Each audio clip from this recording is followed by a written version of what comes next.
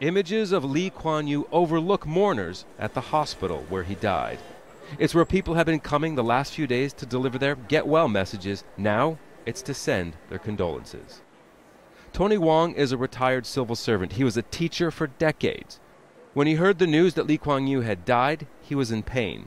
But he felt it was important to bring his two granddaughters here. We always say life goes on. But what he has done for us is such a strong foundation. What's going to happen in the near future is not going to be bad.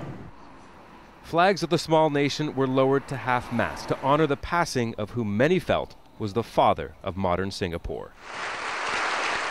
Without Lee Kuan Yew, Singapore as the world knows it may never have existed.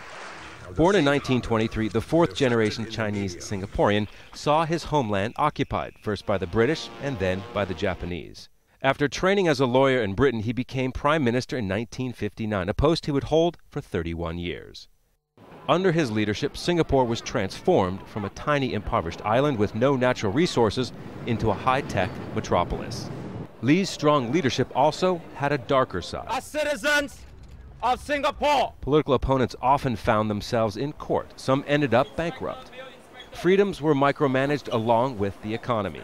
But Lee's People's Action Party was returned to power again and again, with his oldest son now Prime Minister. Through it all, he was unrepentant.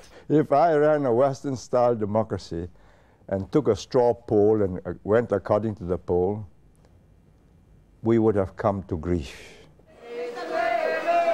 While freedoms were sacrificed, Lee repaid his people with economic miracle, sealing a legacy as one of the 20th century's most important leaders. Lee Kuan Yew's body is now here through these gates at Astana, the Prime Minister's office, for a private family wake.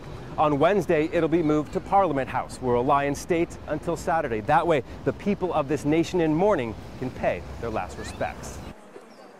In the late afternoon, hundreds stood in line to sign books of remembrance, a personal message from the people he led, while condolence notices from leaders around the world were being received throughout the day.